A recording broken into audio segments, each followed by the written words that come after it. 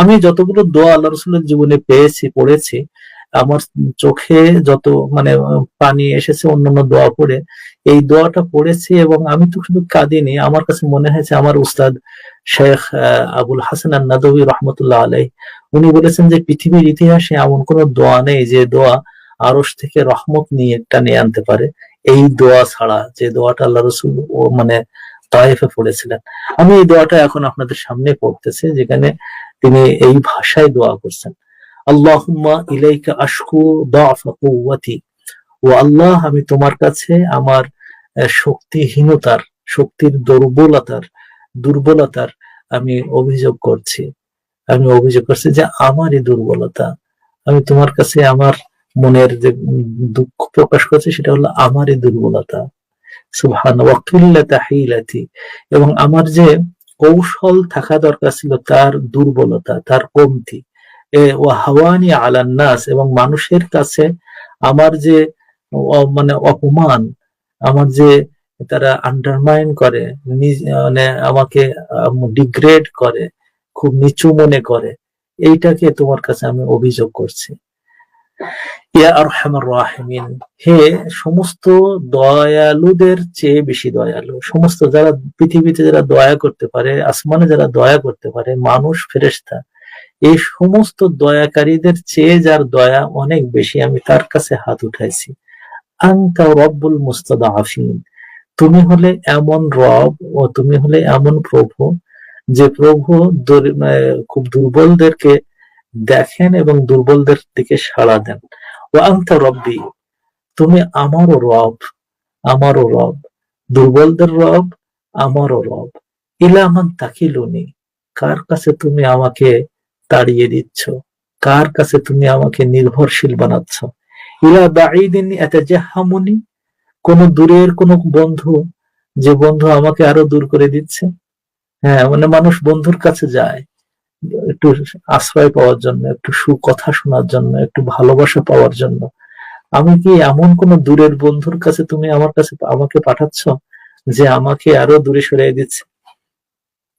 আম ইলা আদুবিন মাল্লাকতাহু আমরি, অথবা কি কোনো শত্রুর কাছে কি তুমি আমাকে পাঠাচ্ছ যার কাছে আমার জীবন এবং মরণ যার অধীন করে দিয়েছ। ইল্লাম ইয়াকুন বিকা গাদাবুন আলাইয়া, ও আল্লাহ, এত অত্যাচার, এত রক্তাক্ততা, এত কষ্ট, এত অপমান, এত নির্যাতন, এই সবগুলোকে আমি পরোয়া করি না যদি তুমি আমার উপরে গজব না করো। ফালা উবালি, আমি কোনো পরোয়া করি না যদি তোমার গজব আমার উপরে আর না আসে, তুমি যদি না রাগ করে থাকো, তাহলে এত যে কিছু করতেছে আমি কোনো পরোয়া করি না। ওয়ালাকিন আফিয়াতুকা আউসাউ লি, এই সময়ে শুধু এতটুকু চাচ্ছি যে আল্লাহ তুমি আমাকে ক্ষমা করে দিও, তুমি আমাকে মাফ করে দিও। তোমার মাফ করাটাই হলো আমার জন্য সবচেয়ে ঔদার্য, সবচেয়ে বিস্তৃতি। আমার পৃথিবী সংকীর্ণ হয়ে গেছে, তোমার মাফ করে দেওয়াটাই হলো আমার জন্য সবচেয়ে বিস্তৃত জায়গা। আউযু বিনূরি ওয়াজহিকাল্লাযী আশরাকাত লাহু যুলুমাত, আল্লাহ আমি তোমার কাছে আশ্রয় চাই, তোমার ওই চেহারার নূরের কাছে আমি আশ্রয় চাচ্ছি, ওই চেহারার আলোর কাছে আমি তোমার কাছে আশ্রয় চাচ্ছি, যে আলো দিয়ে সারা পৃথিবীর অন্ধকার দূর হয়ে যায়।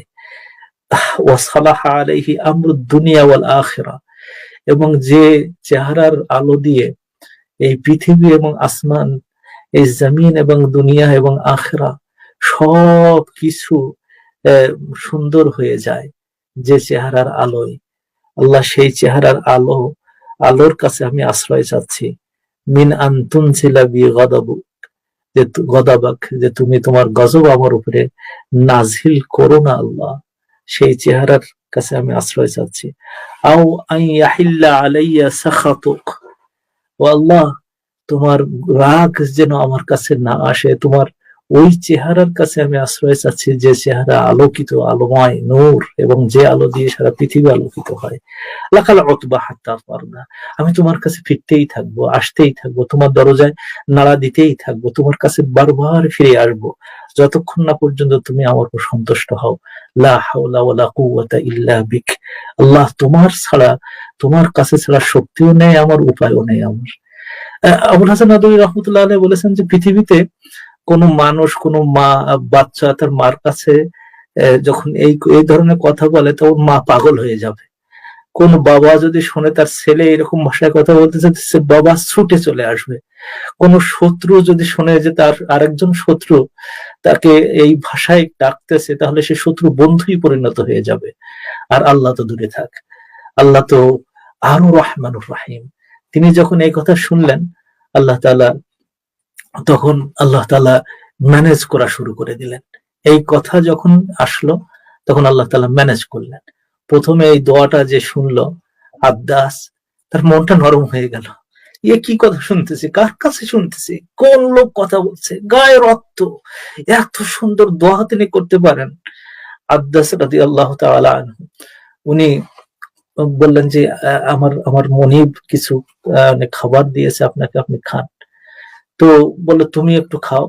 আল্লাহ রসুল খাওয়ার আগে আব্দাসকে দিলেন। আব্দাস মনে করলো যে এই লোক তো অনেক ভালো লোক, আর যে দোয়াগুলো করছে তো আমার বাবা করতো, আমার বাবা ইউনুস আলাইহিস সালাম এই দোয়াগুলো করতো, তো ঠিক আছে। তো তিনি বিসমিল্লাহ বলে খেয়েছেন।